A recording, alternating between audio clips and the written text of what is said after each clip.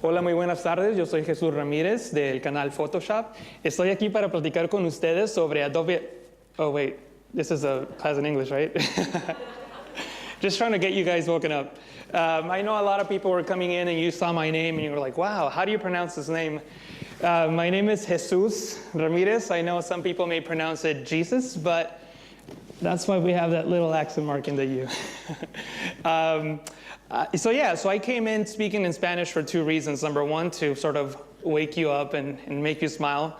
And number two is to point out that sometimes when we're working in Photoshop or design or different types of applications, certain features may seem like a foreign language to us. We don't know what they do, how they work, and what they're used for. So this is sort of what this session is going to be about supercharging Photoshop with the Creative Cloud ecosystem, specifically by using applications like Adobe Stock, or services like Adobe Stock, applications like Adobe Felix and FuseCC, which are 3D applications. So we're mainly going to speak about 3D apps in Photoshop. And actually, I don't use PowerPoint or Keynote or anything like that. I just use layers as my slides because it's so much easier for me. So I'm going to enable this slide. So that's me. My email is right under my name in blue. So you can take a picture of that if you like. If you have any questions, comments, concerns after the class, feel free to send me an email, and I'll reply back to you as soon as I can. If you're on Instagram, Twitter, Behance, my handle is there, @JR from PTC. If you're on Facebook, you can follow me at Photoshop Training Channel, which is my YouTube channel. And if you take a picture or do anything with the event, feel free to tag me and also use the hashtag #MakeItAPAC. Does anyone here follow me on YouTube? Photoshop? All right, awesome. Yay, thank you guys. Hopefully more hands go up if I ask this question next year when I come back. But yeah, so that's my YouTube channel, ptcvids.com. And for you, those of you who speak Spanish, I have a Spanish YouTube video as well. So for those of you that don't know me and what I do, I'm going to go through several pieces that I've done recently so you can get a sense of what I do and the type of things that I do. So I do a lot of compositing. This is a composite that I made right after watching the movie The Jungle Book. I'm inspired heavily by movies and storytelling. So after watching the movie, I thought, man, I got to create something. Just for fun. I didn't get paid to do this. So what I did is I went to Adobe Stock. I downloaded several images, I composite those together, and people really seemed to like that image that I was fortunate enough that it ended up being on the cover of the Photoshop User Magazine. I think this was July of last year. So I do a lot of compositing, and hey, Windows, what's going on? No, we don't want to update now. We'll snooze you, thank you. So I do a lot of compositing work. Also, you might have seen this campaign that Adobe ran last year. It was called the Adobe Make a Masterpiece campaign. And what Adobe did is they hired 5 different artists. That was the 5th and last one they hired to recreate a painting that had been lost through history, either by theft or it being destroyed. So this was the painting that I did. The one on the left-hand side is the original. The one I recreated is the one here. And those are the Adobe Stock images that I used to recreate that painting. So this particular document had over 1,200 layers, and it was about 5 gigabytes. So it's pretty big. Hey, Mark. That's my friend Mark Keeps. He's also going to be teaching today, I believe, at 3 o'clock. So if you're interested in Photoshop or Illustrator, check out his class. Anyway, so you guys have seen some of the compositing work that I do, and we're going to transition now into some 3D stuff that I've done, and that's what we're going to focus on for the rest of this session. So I have this really, really creepy zombie character dude there, and that was created using Photoshop, FuseCC, and the background was an Adobe Stock image. So that's what we're going to do. We're going to supercharge Photoshop with these other applications to make better images. And I know a lot of people hear the word 3D, and again, you think of that, oh my God, it's a foreign language, I don't understand it. So I'm going to try to simplify all these steps and show you how you can create something like this with not a lot of effort. Adobe has great tools that are designed for people who are not 3D people, so they can use 3D in their artwork. And in case you're curious, that is what the actual zombie looks like when you import it from Fuse. So he's not very scary. We actually made him scary in Photoshop. And I actually think, I don't have it open, so I won't show it to you. But anyway, so we're going to work with these applications today, the Creative Cloud, so using libraries to transfer assets between all these applications.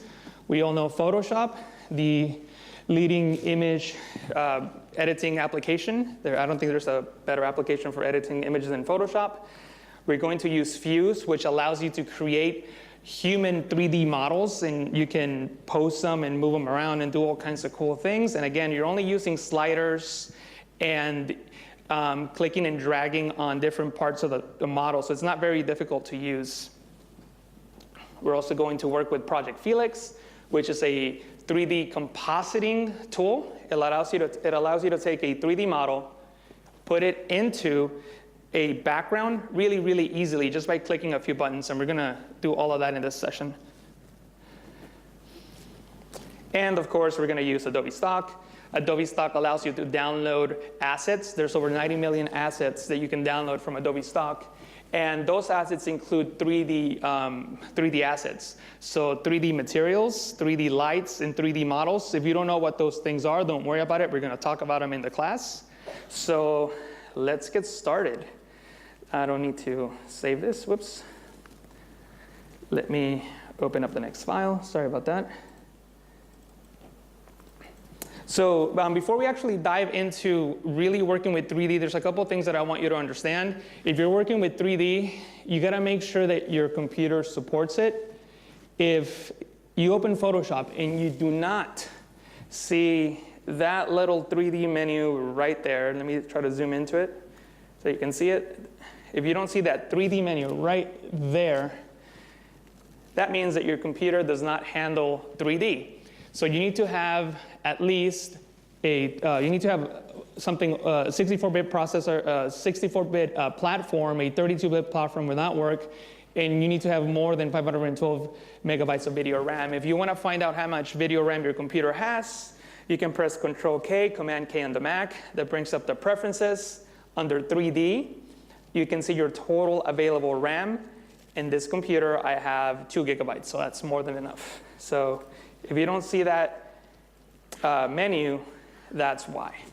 So I'm quickly going to run through some concepts related to 3D. I'm not going to spend too much time on them. I want to mention them so you hear them. That way, when we're working in Photoshop, when we're working in Project Felix and the other applications, you at least have a reference point as to what they are and how they work. So really, really quickly, I'm going to talk about 3D. So when we're working with 2D images, we're essentially working with 2D images. We're working with 2 coordinates, the X coordinate and the Y coordinate. X goes left to right, Y goes up and down. When we introduce 3D, we add the Z axis. So now we have depth. So that's what 3D does. We add depth to something. A 3D model is a 3D mesh. It's just a bunch of polygons, those little tiny triangles that you see there. They're put together to create a model. So the 3D model is a 3D mesh. Polygons are the little triangles in the mesh. This is really important. This is how Photoshop creates 3D models. Photoshop, it's not a 3D modeling application, but you can create 3D models by extruding things. So you can have a silhouette or an outline or something and then stretch it out in the Z space, making it 3D. So you can compare it to like a dough cutter, in this case, the shape of a car, and we push Play-Doh through it, and it creates that depth. So that's how 3D works in Photoshop. We just have an outline of something, and we stretch it out in 3D space. Materials are really cool, especially when you start working with Project Felix. You can think of them as an image or a texture that you apply to a flat surface to give it the appearance of something else. So maybe you have an image of bricks and you lay it on a flat surface. So now you have a 3D brick wall. UV texturing, we're not going to talk too much about that, but essentially that's how you determine where or how the image is positioned around the 3D model.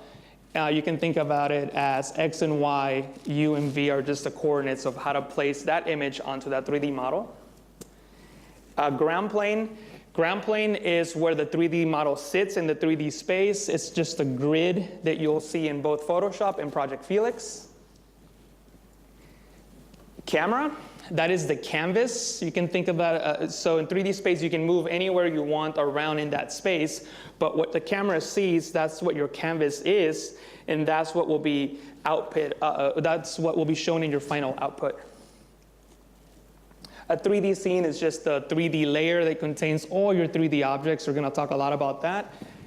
And finally, rendering. When you start adding 3D elements to a scene, you have lights, 3D models, materials, all these different things. And Photoshop needs to calculate all these things so that you can create your 3D model. That process is called rendering, and it's always done at the very end of the 3D modeling process. And that's it. Okay, so now we're actually going to really start working with Photoshop and 3D.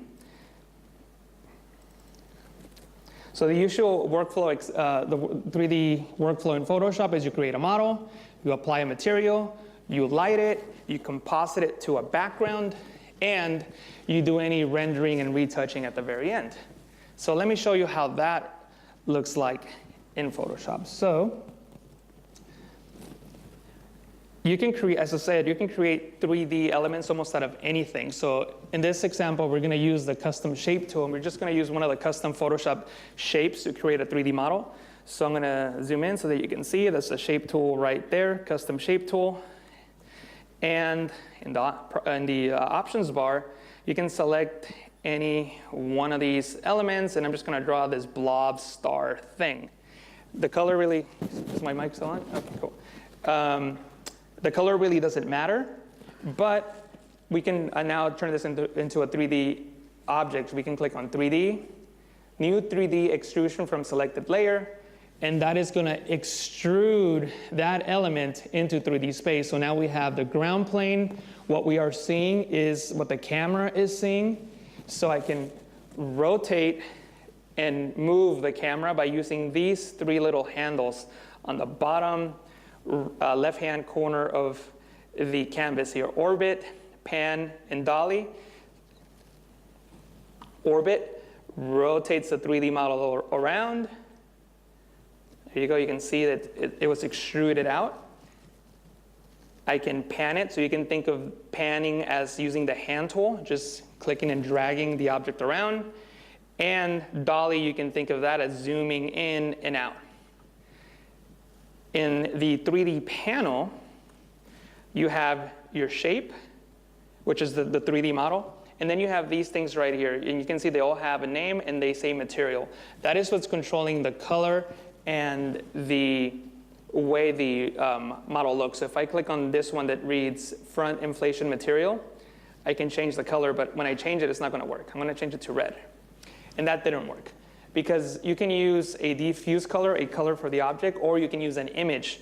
If you notice the image, oops, sorry about that, the image right now is controlling the color. So if I hover over here for a second, you'll see the image appear, and is that original shape. So I can simply delete that, say remove texture, and if I zoom out, you'll see now that that face is red. So I can start coloring all the different faces or bring in images so that we could, we can do that whole thing I talked about where we use it as a sort of like a wallpaper. So I can bring in a photo and then paste it in front of that. We're not going to do that in this example, but you can do that if you want to. A couple of the 3D transformation tools that you have in Photoshop are Extrusion Depth. So how much the model is going to extrude. You also have presets that are pretty cool. You can just select some of these presets and work with them. I'm just going to select this one here. I'm going to rotate the camera, and maybe I'll extrude it even a little bit more. You also have ways of distorting the 3D model. So I can go in and start rotating and deforming the 3D model. So let's do that. And that is done right here. And I can just twist my 3D model, just the back end, like so. Pretty cool, right? So there it is. So that's essentially the process of modeling something in Photoshop. You either make a shape, you can make a shape using the pen tool, you can type something up, and then you apply materials, stretch it out, and do all that fun stuff. Now, before we move on, I do want to point out one thing. Everything is editable. So if I come back into my properties panel, I can edit the source. So I can click on edit source, and there's my shape. But I could go into the layers panel, disable that, and instead use a different shape. So I can use, for example, a heart. So there's my heart. I can save it, go back into the document that I'm working in, and all those different 3D settings that we applied to that 3D model now are applied to the heart. Maybe you change your mind and you don't want to use the heart. Maybe you want to use text. You can use text. So I could type something like make it. And I'm going to scale that up really quick. And we'll see how this looks. It probably is going to look really weird because the font is not very thick. So I'll make it bold. But still, it might still not look great. But anyway, so you can make any changes you want to the 3D model, so you're not stuck with them. You can make all those changes. Now, I know what you're thinking right now, like, oh, this is really confusing, and some of these things I'm not going to remember. The reason that I'm showing you all these steps in Photoshop is so that when we move on to Project Felix and Fuse CC, you see the advantages that those applications have and how easy to use they are compared to Photoshop. Not to say that Photoshop is a bad tool. It has more options, but because it's got more options, it makes it a little more confusing. So I'm just going to undo these changes and go back to my original shape. There it is. I'll close that tab, save it, and there it is. When working with 3D, we also have lightings. Oh, something I didn't mention earlier. When you are working in 3D and you click on the Move tool, you get a different set of tools. If I click on the rectangular marquee tool, those tools disappear. So if you ever want, when you're working in 3D and you have a 3D layer selected in the layers panel, clicking in the Move tool will give you access to all the extra controls for 3D. So one thing that I do when working with 3D is I'm right-handed, so I keep my left hand on the M key and the V key, so I can switch from Move tool to get my 3D handles and all of that, and rectangular marquee so I can see my 3D object without them. So V and M. So I selected the infinite light, select the Move tool, and now I can click on this light to properly light my scene. Now, at this point, I don't have a background, so I really wouldn't know how to light the scene, so I'm going to bring in a background image and place that object onto a background. So I'm going to go into Layers, and I have a library that I made just for this class, and it's called Make It 2017, and I have a background. I'm going to click and drag that background onto my composite here, my 3D composite, and I'm going to scale that out like so, and I'm going to place that layer below the 3D model. So now I have my 3D model in front of that layer. Obviously, that doesn't look very realistic, so we got to do some compositing. So when you put two images together, whether it's 3D or still images, the most important thing for things to look realistic is you got to get the perspective right. You got to know where the horizon line of both the background and foreground is, and you got to match those so that all the converging lines go into the same spot, and it looks and feels real. When you look at this, you can really tell that that star thing is not sitting on the ground, and that is because the perspective is all off. If I disable that 3D model for a second, you'll see that in this photo, we have 1 point perspective. Look at all the converging lines, the streets, the lines in the street, everything is going to a point somewhere in the middle there where that bike is, more or less. So with that knowledge, I can go into my 3D model, and you'll notice that when I move the camera, you'll see that grid, and back here, and I'll zoom in so that you can see, and way back here, there's a line. See that line that's on the grid right there? that line is where the ground plane meets the sky, and that's how you can tell that that's the horizon line of my 3D model. So if I match that, then the perspective will match and it will look a little more realistic. So I'm going to zoom out, and let me rotate this a little bit and try to match it somewhere around there. Then I can move my 3D model down because it's sort of floating. So let me select my 3D model. In the coordinates panel, there's something called move to ground. So that means it's going to push it down. And there it is. And actually, I think I made that rotation thing a little too much. So even it actually went up because that bottom part is touching the ground. So that's why it went up. So whatever the lowest point of the 3D model, when you hit move to ground, that's what goes up. So I can actually fix that by going into the twist and maybe not adding so much of a twist. Maybe something like that. And then I'll go back into move to ground, and boom, there it is. So now I can work with scaling the 3D model, pushing it forward and backwards, but it's always in perspective, so it looks more realistic. So I can scale it. Oops, sorry about that. I didn't scale it right. It's way too big. There it is. So move to ground. I can push it forwards and backwards and rotate it with these handles that you see there and do any type of adjustment, but it's always in 3D space. It always feels like it's on that street. Now, before we move on, I want to reiterate that point using an actual photo. So we have this guy standing there. That's not a 3D model. That's just a picture of a guy standing there. If we wanted to composite him into that scene, we're going to use the same principles of aligning horizon lines so that it looks real. I've already gone ahead, obviously, and masked out his background, but if I bring back his background, you can see that where his ground plane meets the sky is somewhere about his shoulder. So you can follow the converging lines of the deck that he's standing on. It's very clear. You see where the water is, you see where the sky is. You can sort of guesstimate where the ground plane would meet the sky, so it's right about his shoulders. So if I disable that layer, if you recall, our horizon line is right about here, sort of at his hip. So the perspective is off. That's why it doesn't seem like he's really standing there.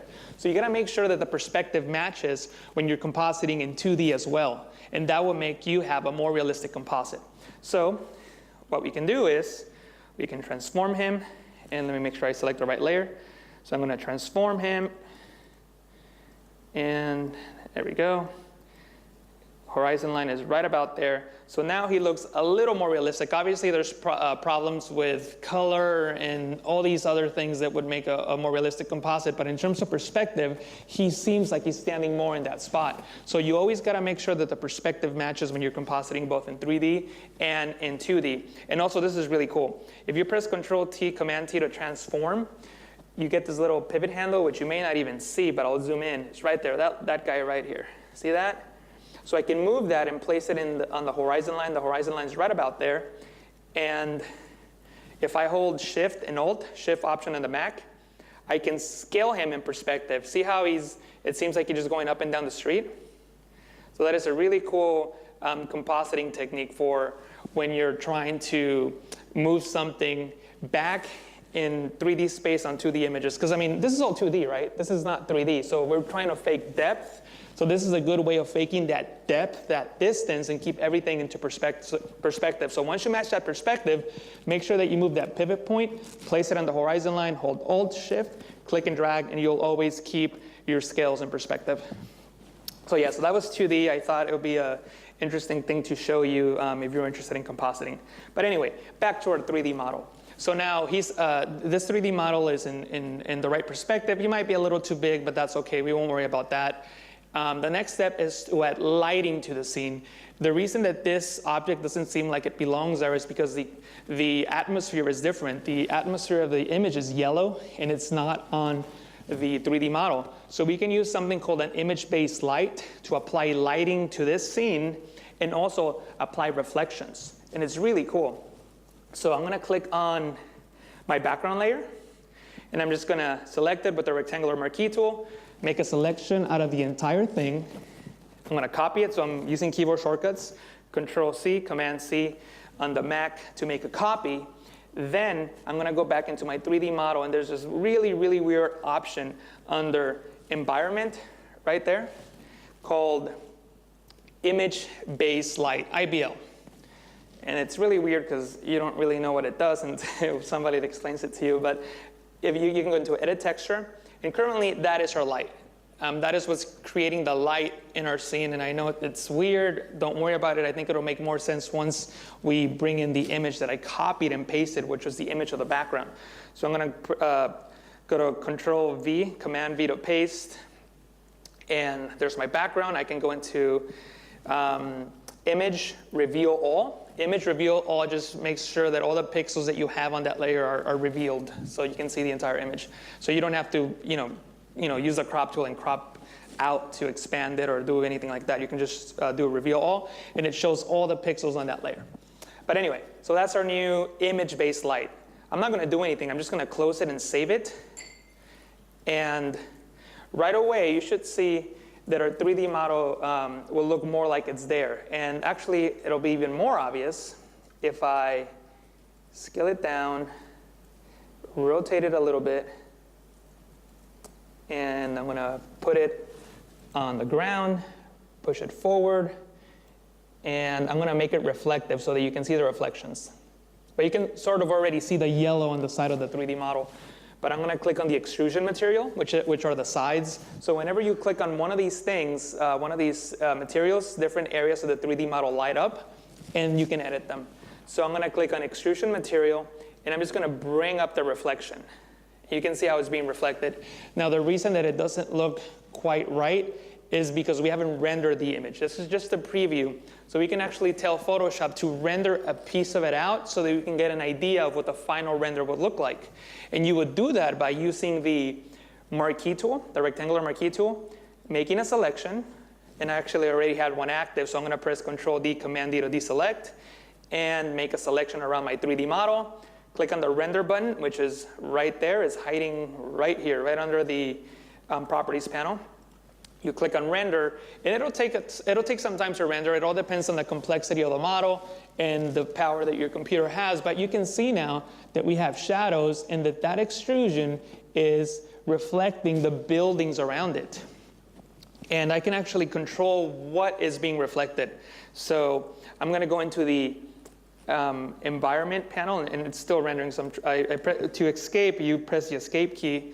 I can click on the environment move tool, and watch as I rotate, the reflection also changes. So you can control how the reflection affects your 3D model.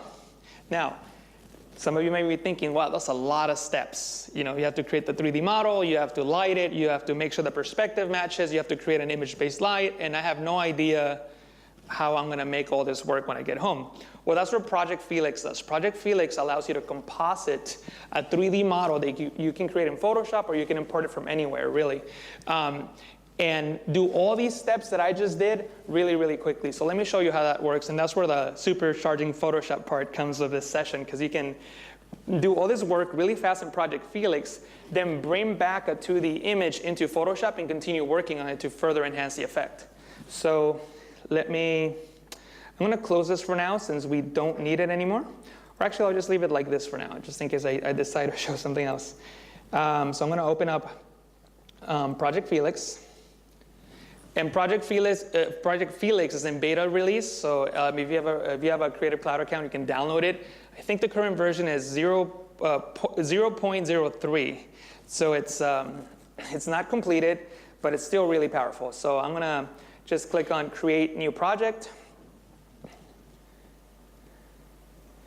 And that's my project. So this resembles Photoshop. We have tools on the left-hand side. We have assets here in this middle panel. And then on the far right, we have different panels, much like Photoshop, that control properties of whatever we're working with. So we can, even though I can export that 3D shape that we created in Photoshop and bring it into Felix, we're not going to do that in this example, because I just want to start from scratch on Felix with a very simple 3D object, but you'll get the idea. So in Project Felix, you have models that you can download for free from Adobe. And these are right here. These are all the 3D models that come included in Felix, and you can download more at Adobe Stock, or you can create your own in Photoshop, or any other 3D application tool, really. So I'm just going to click and drag this capsule, and notice how that blue highlight shows me where the capsule is going to end up. There it is. On the top right, I have a preview render of what my image would look like if it were rendering. So it does an instant render, and sometimes it takes longer depending on the complexity of the scene and the power of your computer. So we also have access to our libraries. So we have our CC library right up there on the left, right there. And if it loads, you should be able to see all my libraries. But the one that we're looking for is Make It 2017, and we have that same image. So I can click and drag that image onto the working space of Felix. So remember the first step in Photoshop? We had to align the perspective of the image to make sure that the ground plane matched the same perspective as our image. Well, Project Felix has this really, really cool feature that you simply click on this button right here, Align Camera to Image. You click on it, and it automatically figures out where the horizon line is. So you don't have to do that work. It automatically did it for you. Also, if it works most of the time. If you're working with images that don't have a lot of parallel lines, it may have trouble finding the horizon line. If you come across an image that it can't figure it out, you can simply click and drag this slider up or down, and that is your horizon line. Or you may be working with an image just turned, so the horizon line is at an angle. You can use that either point on the end to rotate the horizon line. And I'll actually show you how that works. So you can just click and drag the point up or down to rotate it. In this case, we didn't need to do that, but you may come across that. So now we know where the horizon line is because Felix told us, and it's right. You can visually see that all the converging lines end up at that point, and we proved it in the previous example. So now we have our 3D model, just like in Photoshop. We can click on the Move tool, and by the way, we have, I'll explain the tools now. We have 3 tools on the top here, Move, Scale, and Rotate. And those are to move, scale, and rotate the 3D model. Remember the 3 little tools that are on the bottom left-hand side in Photoshop that control the camera? Well, those are these tools here. And we actually get 4. The 4th one is the horizon line. I hope that Adobe does this for Photoshop at one point. If you hover over many of the options and tools in Felix, you get a description, a keyboard shortcut, and a little animation of what it does. So that's really, really cool, and I wish that would be in Photoshop, but at this point it's not. Anyway, so now my pill is in 3D space. I can move it up, move it down. We don't have a move to ground plane button in Felix, but what we do have is the position. So if you change the position in the y-axis, the up and down axis, to 0, it brings it back down. At least it should bring it back down. There it is. And I can move it back and continue making adjustments. Now, so that was the first step that Felix took care. It took care of the perspective. But Felix can also take care of the lighting. So if we go into background, we can create a light from image. So remember in Photoshop, we had to copy the background, open up, I forget what, and then paste it in there, and then it lit the whole scene for us. Well, Felix does it all for us simply by clicking on Create Light from Image. So I'm going to click on Create Light from Image. Felix is going to ask us, is this an outdoor scene, indoors, or something else? In this case, it's outdoors. So I'm going to click on Outdoors. And it's going to create that image-based light really, really quick, as you just saw there. You might not see that much of a change because we really haven't adjusted the materials for this 3D model. This is one of the most powerful features of Felix, is that you can quickly adjust materials through the Materials tab, and you get all these different materials that you can apply onto a 3D model right away. And you can buy even hundreds more through Adobe Stock, or make your own if you're someone who knows how to make materials. So one of the coolest ones I think that Adobe provides is this one called Metal. So I gotta make sure that my capsule is selected, click and drag the metal onto that capsule, and notice how it instantly applies that material and it does that reflection all around it. Now, for something like this, it might take a while, but I'll try it anyway. So we have our render preview window. If you click on that double arrow, it opens up a full screen version of it, and it will continue to render. So I'm at a laptop now, but if you're at home with a desktop that's got more power, this will happen a lot faster. But you can see how we were able to bring in that 3D model, put it in perspective, apply the light that the image provides, matching the atmosphere and creating reflections really, really quickly. So you saw how much faster that was in Felix than it was in Photoshop, and it's a lot easier to do. So I'm going to close this out, or make it smaller rather, so we have it here in the corner and we can see it. And you can decide to play with any one of these materials that you like. So I'm going to click and drag this onto it, and we have a different material. You can also adjust your materials. I can click on the capsule. If I zoom in, you can see that. So I'm in this is the 3D model capsule. The material is right below it, and you get a whole bunch of material settings that you can adjust. So right now our base color is green. That was the diffuse in Photoshop. And maybe we want to make a blue pill. So that's our blue pill. So you can make a whole bunch of settings, and you can make a whole bunch of adjustments. And I'm not going to go through each individual one. As I said, Felix does a really good job of explaining what everything is simply by hovering over the tool, and you get a description and a little video that shows you what it does. Would you guys want to see that in Photoshop? It'd be cool, right? We should talk to Adobe. But yeah, so that's how Project Felix works. Now, oops, I should not have deleted this. So assuming that this is a project that we were working with, and I guess I can bring in a different model. It really doesn't matter. So we have our model, we have our scene. So how do we get this back into Photoshop? We can get it back into Photoshop only as 2D images. So unfortunately, we can't bring this back as a 3D scene, but we can bring it back as a 2D image. So we can click on Render, and we can bring it back as either a PNG or a PSD. So in this case, we'll just select PSD, click on Render. I'm not going to let this render throughout the whole, do the whole rendering, because it may take a while, but that's what it looks like when it's rendering. And you can see it may take some time. So I'm going to cancel that for now, and I'll move on to the next example. Does anyone have any comments or questions? All right, great.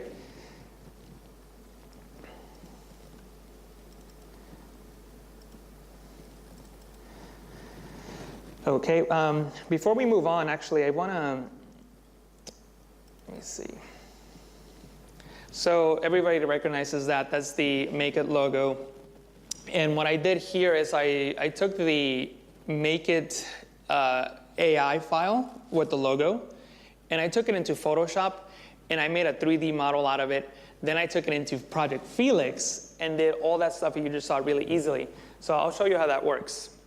And let me open up another file so you can see, you can compare it to another one. So I have, that's the same 3D file, just in a different scene using the same techniques. So the way that works is by going into Felix and just going to File, Import 3D Model.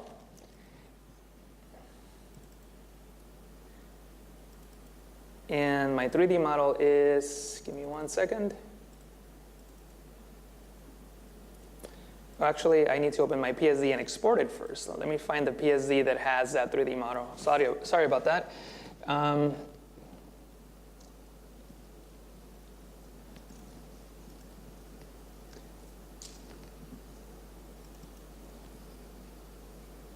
So I think this is the one from the previous shape. Yeah, this is not the right one.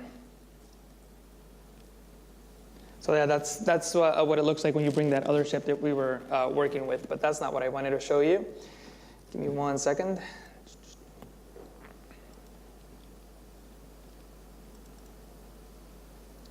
Maybe I didn't save it. Oh no. Oh, here you go. So this is what I wanted to show you. So we have the Adobe Make It logo as a 3D object, and I saw in what folder I saved it. So we have the Make It logo. There it is. It was originally an Illustrator file, and what I did is I brought it into Photoshop as vectors, and I separated each layer onto each segment onto its own layer. And let me show you what that looks like. that is right here, all these layers. So I'm going to shut them off so you can see. So maybe you get a logo from a client. You can take it into Illustrator or Photoshop, break it apart into individual pieces, and then you can turn each of those individual pieces onto a 3D object and put them back together in Photoshop and then put it into Felix. So let me show you really quick how that would work. So you would select a layer, 3D, new extrusion from selected layer. I wish we could do them all at the same time, but we can't. We have to do them separately for it to work properly. So I'm not going to do them all. I already have a folder that's got them all extruded. So there it is. And I can continue making all those layers into 3D. And I'm going to disable all these layers.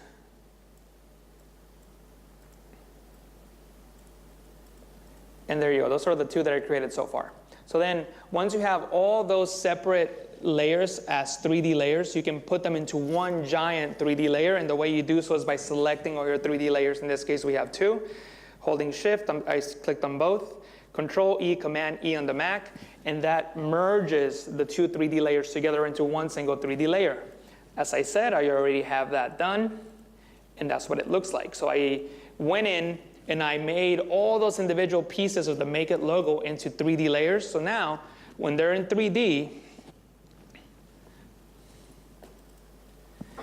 I can rotate them and do whatever I like. And you can export a 3D layer by going into 3D, export 3D layer. The file format that Project Felix recognizes is OBJ. And I can just press OK. Photoshop is going to ask me where to save this logo, so I'll just save it on the desktop in a new folder, and I'll call it Make It Sample. And I'll put it in there. Save. So now, back in Project Felix, and I guess we can use this same image that we have open already. I can go into File, Import 3D Model, go into that folder on my desktop, if it's there. Oh, wait, what? I must have not saved it on my desktop. Sorry about that. I thought I saved it on the desktop. I'll try it again. So 3D, export 3D layer, and it's OBJ, which is up here. Yeah, I didn't save it in the right folder, so I'll go to the desktop. Make sure I'm on the desktop. I'll create a new folder in here. Call it Make It, or just Make. That works. Save it, and go into Project Felix again. File, Import 3D Model. There it is. So I'll click on Open, and that's going to bring in that Make It 3D model onto this scene. And here it is. We can control it by moving it around however we want. We can rotate it, and there it is. And we can put it into position doing all the same techniques that we talked about before. Again, I'm not going to take time to do that because we still have a lot to cover, but I want you guys to get the idea that just because something looks complex, it doesn't have to be. You can just do the text in Photoshop, bring it into Felix, and do all that hard 3D stuff in Felix, and then export it out. And you might be thinking, well, why would I want to make something like that? I took some screenshots of a show. I don't know if they have it here in Australia or if you guys watch it, but it's called Naked and Afraid on the Discovery Channel. And they do these screens in between each segment of the TV show, like depending on what day they're on. So that's an example of something that you can easily create in Photoshop and Project Felix. And they just do them all throughout the show. And the examples that I have are the examples that you saw a second ago.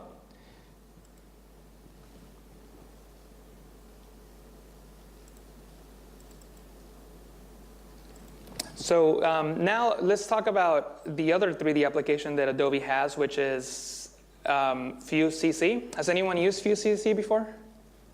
Perfect, one person. Awesome. I like that. New stuff. So I'm going to open it up. Fuse CC. Fuse CC is a 3D modeling application that is designed to create human-like 3D models. And it's really easy to use. You have all these sets of heads. So you can pick, let me zoom in because I know it's hard for you to see. So you can pick any one of these. We'll just do the first one, female fit A. I'll click on that. And FuseCC is going to generate a head for us. There she is. And we can click and drag and rotate her around so we can see what she looks like. We can actually edit this 3D model simply by hovering over her face, and you can see the different parts of her body light up as we hover over it, and we can just click and drag to make an adjustment. So see how I just changed the shape of her nose? So you can do that in FuseCC, just rotate and click and drag to make adjustments to the 3D model. Then I can click on something like this. Like her body. So now we have her torso. And I'm just going to go really quickly just because, I mean, you guys get the idea. We have the legs, torso.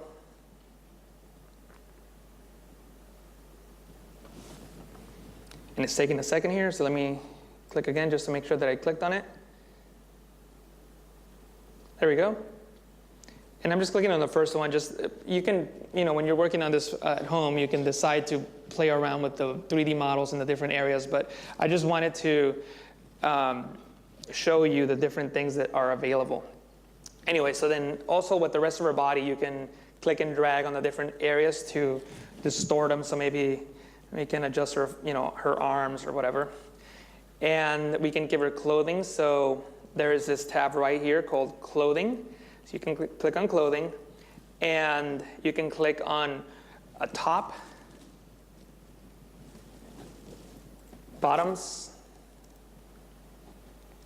and you can also do shoes, hair, hats, masks, all those sort of things. And again, we can spend hours here just clicking on different things and see how the 3D model changes, but it's not really necessary for you to understand how it works. What is necessary for you to understand is that you can actually edit the textures that we're working with. So if I click on the texture tab and then click on her shirt, I can come in and make adjustments to all these different settings. So for example, I can add more dirt to her shirt, and I don't know, I'll zoom in so that you can see. So see how I added dirt to her shirt just by dragging on these sliders. And you can see it's massive. You get a ton of control on how you can create this 3D model. Again, I'm not gonna go through every single slider, but it's all very intuitive. Just click and drag, and you can make different adjustments to the image. So you can do that for the jeans, for shoes, pretty much anything that you can create and click on in this application. So as you can see, there's a lot of control. So once you are happy with your 3D model, you can export it into Photoshop, and this is really cool in Photoshop. You can make your 3D model move and animate it, and it's really fun. So let's do that. I'm not going to save this 3D model, but if I wanted to save it, I can hover over to Save to CC Libraries, and that will put that 3D model onto a CC library. Unfortunately, Felix cannot open this directly from a CC library. You would have to export it as an OBJ, like we did for the Make It shape, and then import it into Felix that way. But anyway, so that was just a quick overview of how you can create a 3D model in Fuse. And again, is selecting the different body parts and then selecting the different clothing that the person's gonna wear, and then adjusting the different details, all those different details that control how the clothing or model looks. And I didn't give her hair, but you can give her hair if you want to. So I'm gonna close this application for now, and I'm gonna go back into Photoshop, and we're gonna work with a 3D model. And actually, so things don't start slowing down for me, I'm gonna start closing these windows, just because working with 3D requires a lot of memory. So I'm gonna go back into Open, and in the desktop, I have my folder.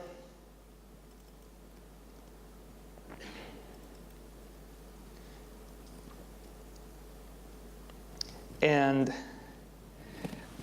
this is the zombie project that I worked on. So I'm gonna bring it up for now, but we're not gonna worry about it. I'm gonna show you how to bring in a 3D model first, And then I'm going to go through how I created this using Photoshop.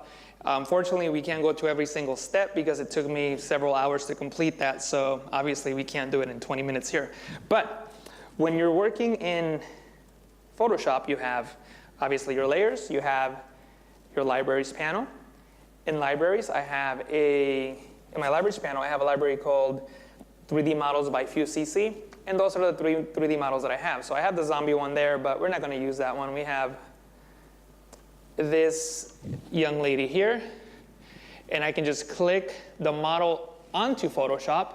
It's going to load, and you'll see the 3D model appear, and there she is. Now, unfortunately, you're not allowed to animate the model at will. You have to use one of the presets that Adobe provides. I don't recall the number, but it's in the thousands of presets of different movements that you can do with the 3D model. And the way that works is by going into the 3D panel, selecting the 3D model, and right here in the properties panel,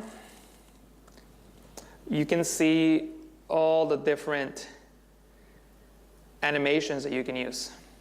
So we can do this. If you hover over it, you see a little preview. I don't know if you can see the thumbnail. There's that little dancing character. So we can make her dance.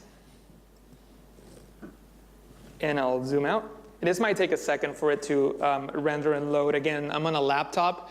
When you're working with 3D, it requires a lot of memory and power. So just bear with me here a second.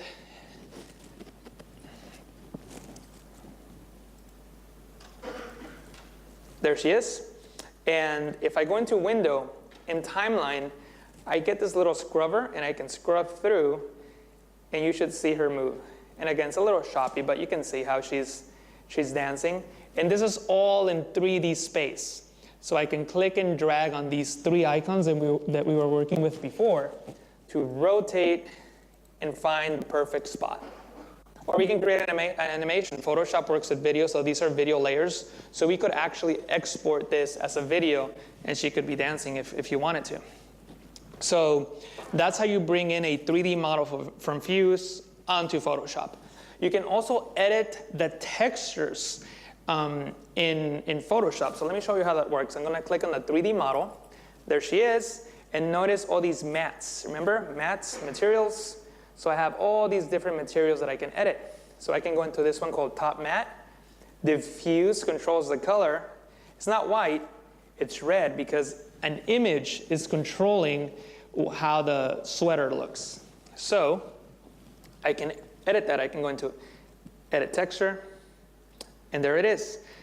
You can see that it was unwrapped from the 3D model, and you can see the little UV overlays, those little black lines. They don't show on the 3D model, but they're there to guide you so that you know what part of the image is going to show where on the 3D model. So I can disable those UV overlays if I want to, or I could paint something in.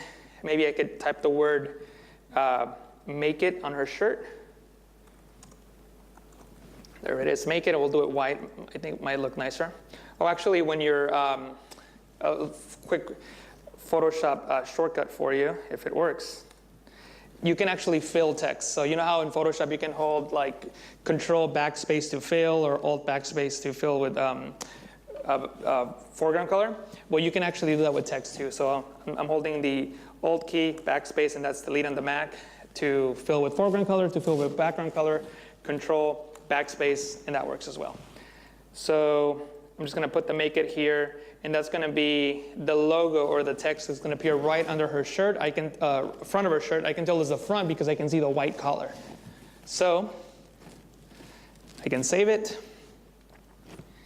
and go back into my 3D model, and now she's wearing a shirt that says make it, and that is editable, so you can adjust it any way you want. Sometimes when you're working with these 3D models from Fuse, they don't look very realistic because the textures don't look too real. If you look at the original zombie, and I guess I'll bring him in to show you, he looks very cartoony. So let me disable that, and I'll bring in the zombie, and then I'll show you how I actually created the zombie composite. So you'll see that he looks very cartoony. The pants, I mean, he looks good, but he doesn't look realistic.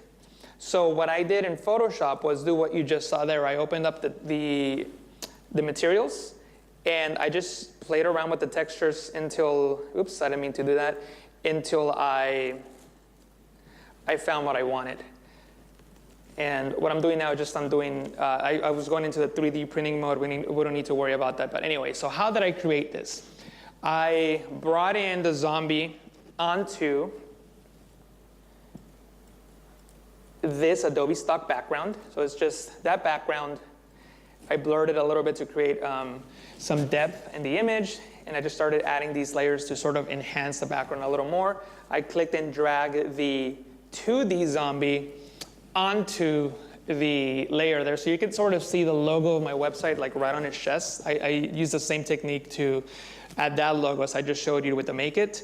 Also, if I zoom in, you'll notice that the jeans are a little bit bloodier and they're a bit more gory than the ones that the Fuse zombie had. And that's because I added more layers onto the original material so that it looked more realistic. So I actually went into Adobe Stock and found textures of denim, and I just used that as the main background, and then painted with brushes to create the gory blood stains there. And sorry if some people here I think this is gory. I hope it's not frightening anyone.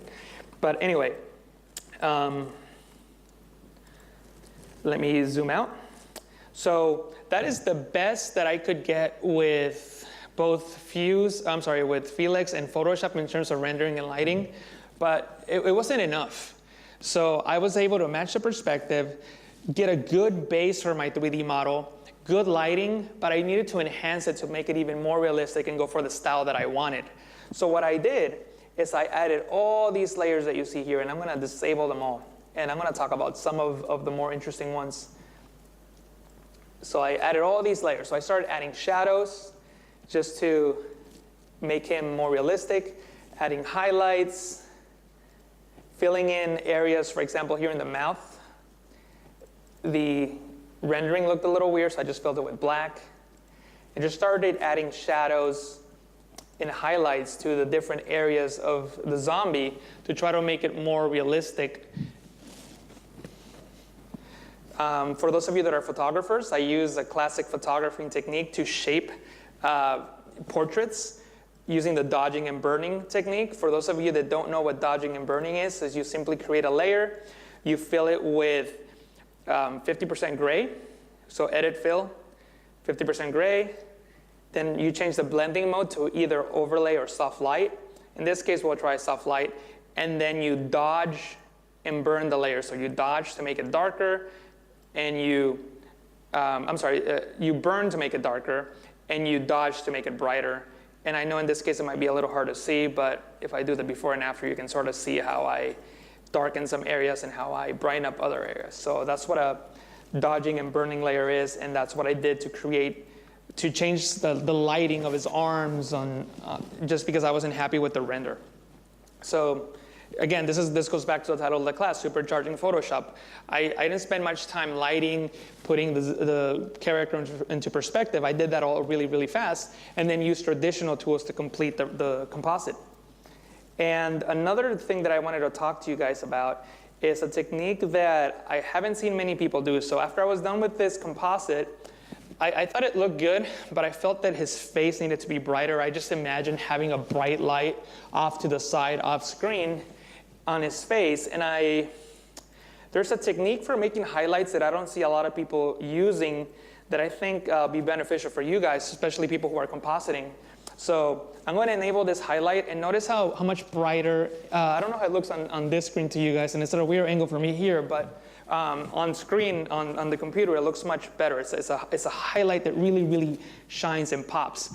So if you're creating composites and you want to create just a strong specular highlight, what I recommend you doing is creating a new layer. And you can paint with any color. In this case, I painted with blue, but we'll do white for the example.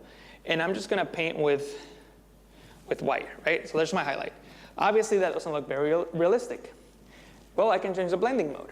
One of the best blending modes for highlights is color dodge, but still doesn't look very realistic. color dodge is one of 8 blending modes that reacts differently when you adjust opacity compared to fill. See that? See the difference? So out of the 27 blending modes, 8 react differently, and this is one of them. So that looks much more like a highlight. But there's another trick, again, that most people never use. If I really want that to make a highlight, there's a checkbox in this panel that I don't know why, but it works fantastic. If I uncheck it, that's going to look more like a specular highlight. So I'm going to uncheck Transparency, Shapes, Layer, and then I can adjust the opacity and watch what happens. So now I can click and drag that, and now it looks more like a light. See that, how it looks more like a light? So that's what I did for the side of his face with blue light instead of just white one. So once again, in case you missed it, color dodge is the blending mode. Make sure that Transparency, Shapes, Layer is unchecked. Look at the difference. That's before, that's after. Also, if you want to make sure, let's just say that in this case, that highlight was too bright. If you bring down the opacity, it looks flat. It doesn't look very good. But if you bring down the fill, it looks like the light is getting dimmer. So you're not really making it flatter, you're just making it dimmer. So that's a little compositing trick for you guys who enjoy compositing. You guys like that one? Yeah. Awesome. Yeah, and I wasn't planning on talking about this, but now that we're talking about compositing, another big thing about compositing is you got to make sure that the foreground and background matches. So you always need to, you can't have a background that has a lot more contrast in the back and then the foreground, or vice versa. In most cases, there's exceptions, but one technique that I use, and I think I deleted it after on this file. Yeah, I did. I have these things that I use to check if things are working properly.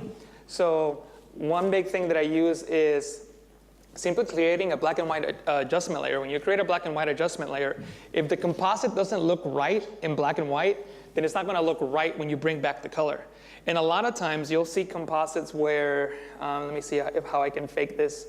You'll see, I think this is a good example actually, when I took away all those other layers. So what I did now is I just have the original background with the original zombie. If I enable the black and white layer, you'll see that the zombie's actually too bright for that scene. So that's a technique that you can use. You can just create a black and white adjustment layer. It takes out all the color, and mistakes and imperfections tend to pop. So in this case, I know that I have to make the zombie darker because he's way too bright for that scene. So that's another compositing trick for you. But yeah, so once I got to this final point with the highlights, that was my final image. So I'm going to close these files, and actually before we even move on, I'm going to go to Adobe Stock. I just want you guys to understand how this works. So if you go to stock.adobe.com, you will see these tabs. There's a 3D tab. So with Adobe Stock, you can actually download 3D elements that are made specifically for Project Felix. So you can download 3D models, you can download lights, and you can download materials. Now, you guys know what 3D models are. We've been talking about those.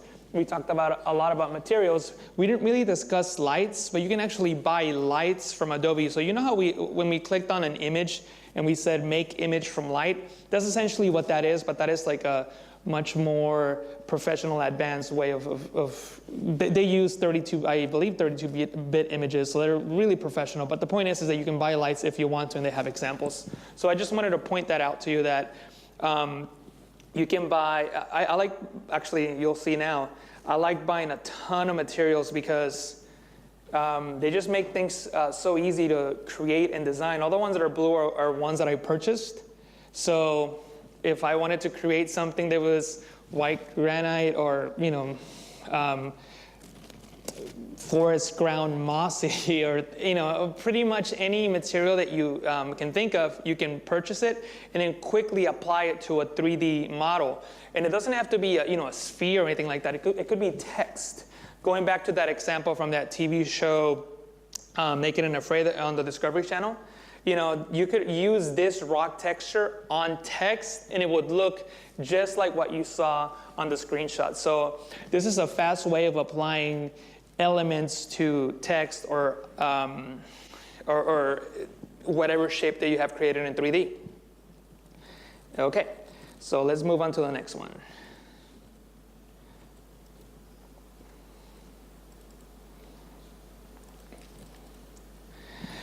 So I'm going to I'll show you first what these images are. So I'm going to go into, this folder here. And I've been talking a lot about Adobe Stock, but sometimes you have to take your own image. You have to take your own images for the backgrounds, or you want to use your own images, or you're required to use your own images. And I'm going to show you a quick trick that not a lot of people know. Again, another compositing trick. You guys can tell that I like compositing a lot. But anyway, so recently I was in Paris, France, and this is the Louvre Museum, or as I like pronouncing it, the Louvre Museum. I don't know if that's how you spell it. I don't know. But that's a bad joke, and the jokes get worse as we go on, as you have noticed. But anyway, so whenever you're at a tourist attraction, you see a whole bunch of people walking by, right? So in Photoshop, you can actually remove people from images really, really easy. All you have to do is think ahead. Photoshop has something called image stacks. Image stacks are like blending modes or algorithms that look at the contents of an image, and they do different things. There's an image stack that says, look at every image on this stack. If anything that is constant, we'll leave it. If anything that changes, we'll take it away. So in a scene like this, people are walking by, and people are, and obviously the buildings are not moving, the buildings are stationary. So the algorithm will remove the moving objects, which includes the people walking, maybe cars in the background. And it's really, really easy to do. In this particular case, I did not have a tripod, and I was just using my cell phone. Ideally, you want to have a camera. You set it there, and you start shooting your photos. You take 15 or more photos, depending on how many people are moving through the scene. And you just got to shoot them maybe 15, 20 seconds apart so that there's enough time for people to move from one location to another. And once you have your images, you just take them into Photoshop, and Photoshop will automatically remove the people. So let me show you how that works. It's really easy. It's not intuitive, but it's easy. So in Photoshop, you can go into File, Scripts, Load Statistics. So that was Statistics under the Scripts menu under File. Then you select Folder. In this case, I have all my images in a folder, but you can obviously select them individually. I'm going to click on Browse, and let me just find that folder here.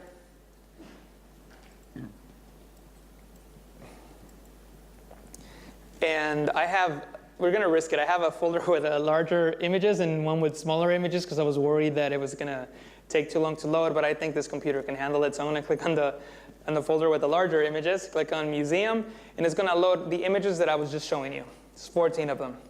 Then I'm going to tell Photoshop to automatically align or attempt to align the layers because, again, I didn't have a tripod, so I stood there with my cell phone as steady as I could for like 2 minutes. And obviously I'm breathing, and there's wind, and there's variations of my hand and positioning. So I'm going to tell Photoshop now to use that algorithm that looks at the contents of the image and to keep things that don't move and take away the things that move. And that algorithm is called median in the stack mode. And I'm going to press OK. And now I'm going to cross my fingers and hope that it doesn't take forever because the images are not very large, but maybe too large for it to be a quick example here. So notice that Photoshop is loading the images and is attempting to align the images. And then it's going to analyze the images. And if everything goes according to plan, we're going to get an image with no people. So there you go. Yeah. Everyone's gone. So yeah, everybody's going to go take pictures outside, right? Yeah. Now, it's not perfect, but it did a really good job. If I zoom in, this person there was standing there just not moving too much, so it kind of left part of their arm or whatever that is. That is really easy to fix. You can just create a new layer.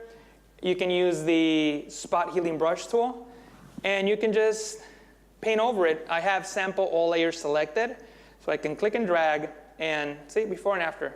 So you can just click on the areas that are not perfect, and there you go. And Now I have an image with no people. You'll notice that the edges in the corner are black. Again, I didn't have a tripod, so I was moving, so that's what that is. But we can crop it, so it's not a big deal. And one of the things you have to be careful when you're working with this technique is that it looks at pixels that don't move, so it does a great job on the buildings. If you notice, it didn't do that good of a job on the clouds because the clouds are moving. So if you have flags in your scene or water, it's not going to look right. But it's a really easy fix. It put all those layers into a smart object. So I can double click on that smart object, click on the rectangular marquee tool, and just make a selection on any one of the images that has nice clouds. See how when I disable the layers, the clouds are moving? That's why I didn't get the clouds right, but that's okay. We can just press Control-C to copy, go back onto this layer, paste. There's a small seam there on the pyramid that is fixed really easily by painting with black on a layer mask. So I created a layer mask on that layer. With layer mask, you paint with white, you reveal. That's why they're always white when you first create them, so it reveals everything. And you paint with black to conceal. And different levels of gray give you different levels of luminosity. So I'm just gonna paint with black, remove the seam. I'm ready to go. I'm gonna crop the edges like so. There it is, so that's my final image. So now I can use this as the background for one of my 3D models. So I'm just gonna do a quick export. So I'll go to File, Export, Quick Export as PNG. Again, a side note, I'm gonna export as PNG, but if for whatever reason you need to export as a JPEG, have a quick export as JPEG, there's a setting in Photoshop, it's Command K, Control K, Command K on the Mac, and it's under Export. See how quick export is JPEG? You can choose from any one of those. So maybe if you want to make your quick export a JPEG, you can. So I'll change it to JPEG, press OK. So if I go to File, Export, now I'm doing a quick export as JPEG. So I can put that on the desktop just to make it easy to find. I'll call it Museum. And there it is. It should be on the desktop. Let me make sure it's there. There it is. So now I can go into Project Felix. I'll create a new document. I'm not going to save the old one. And I can go to File, Import as Background. We'll go to the desktop. There it is, Museum. Open. And we can do the two buttons. Align camera to image. Notice one thing. The line is not perfectly straight because when I cropped the image, I didn't actually rotate it. So it was smart enough to detect that I didn't have a straight horizon line. So that's okay. And then I can create a light from the image. Outdoors. And there it is. I'm going to bring in now a 3D model. And I have one here for you guys. And actually, let me close these tabs so we don't waste any memory or RAM on them. So I'm going to go back into my folder here. So I already have in this PSD a letter and a fuse model. So you guys know how to do this. You guys saw me do it before. I created a model in Fuse CC, exported it to my CC library, and then in Photoshop I brought it back in. And then I searched for and actually I didn't show you this, and I'm glad I remembered. Let me zoom in so that you could see. So that's her face. So you can search for movements. You know, we did the example earlier of the girl dancing, and for her I typed in on the search bar. I typed in right here in this search bar. You can type in a keyword, so I typed leaning back, so I found an animation of her leaning back. But you can also do something really cool by clicking on this icon here, and I'll zoom in, that face. If you click on that face icon, you get different presets for her face. And You can also adjust the strength of that expression. You can move her eyes. See, she's moving her eyes left and right. And of course, up and down. And super cool, you can tilt her head. Maybe she's looking down, she's looking up. And we have all those different controls for your fuse model. And something that I didn't have a chance to show in this class just because we don't have the time is you can use this technique and you can get a pretty realistic body, but then you can composite in somebody's head. So if you ever needed to use somebody's face for something, but their body wasn't doing what you wanted, you can use a fuse CC model, get them into a similar position, and then composite in a head. But there will be no time for something complex like that in this class. But the idea is there, you guys can try it out. But anyway, we have our fuse CC model. The A, very simple, just like you saw. I created an A, and I extruded it, and I actually used the same preset that we used in the example earlier. So same thing. So now I have both my object created in Photoshop and my fuse model.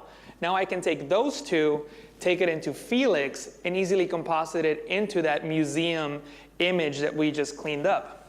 And once again, really easy. You can go into 3D, export 3D layer. The file format is an OBJ. Press OK. And let me just save it in the desktop, and I'll just call it A and person. I'll save it in there. And is it in the desktop? It's not in the desktop. Wait, is it? Nope, it's not. Sorry. A person. And there you go. Save it in there. So now my 3D model should be in there. So if I go back into Felix, I can go into File, Import 3D Model. In my desktop, a person. There's my OBJ. I click on Open. And it should open up in here in just a second. And if it doesn't, I'll try again. File, import 3D model. Remember, beta release, so sometimes there are some bugs and hiccups, but you can just keep trying. And I can tell that because sometimes when you bring in a 3D model, you can't really tell where it went because sometimes it's under the ground plane. In this case, that is not what happened, because if I look at the scene, which is right here, you can see that I only have a camera, a light, and a background. And for whatever reason, it's not importing it right now. A lot of times when that happens, either you restart the program, I'll try it one more time. If not, I'll restart it. But, oh, there she is. See, now she's a giant. So she's stepping on the museum. But yeah, so you never really know. But that's her foot, crushing the pyramid. But we can obviously scale her down. So I'm going to click on the scale tool and scale her down. It might take a while, but you know, she's coming down. And oops. Let me see if I can do it faster just by typing in the numbers here. All right, so and I guess I'll. Yeah, so that's one of the downsides when you're working with these. Oh, okay, I see what's going on. See, the A is not. It was a problem. So, anyway, so there she is. I can rotate my 3D model and obviously scale it. I mean, that could be a statue or something, so that looks pretty cool. But I didn't want her to be that big, so I'm going to bring her down. The Y, remember the Y, the up and down? I'm going to set it to 0. So now she's on the ground plane, and I'm going to move her back here, and she's still pretty big, so I got to keep scaling it. So that's one of the downsides of these 3D models when you go from one program to another, that sometimes weird things happen like that. But it's not a big deal. You could, once you know how it works, you can pretty much fix anything. As you can see, she's still really, really huge. So, all right, so this is the last. I will try to. Okay, she's going to have to be a statue now because there's a couple other things I want to show you and the class is almost over. But anyway, so she's a statue now. She's no longer just a lady leaning on that thing. But what I really wanted to show you was that once you're in Felix, you have the materials. So maybe you want to change her top. And we can go into materials, and we're going to change her top to metal. So now she's sort of like the T-1000 in Terminator. See how she's a metal type creature, and the clouds and buildings are reflecting? You can do that. And for the letter A, look at this. We have the same inflation materials, back bevel materials, extrusion materials, front bevel materials, and front inflation materials, which are the same that we find in Photoshop. So if we wanted the front inflation material, we wanted to change that to a different color, to maybe blue or something else, we can do that. Or even cooler, we can also apply that same material, and now it'll reflect her and the backgrounds around it, and we can select the different materials that are found on this 3D model. So for the extrusion material, we'll do something different. We'll do, let me see, something that looks really, really, I don't know, we'll do this marble one, for example. So now we have marble on the side of that letter A, and we can continue changing materials in Project Felix much easier than Photoshop, as you can see, because we have all those that are built into Felix, and you can purchase more through Adobe Stock.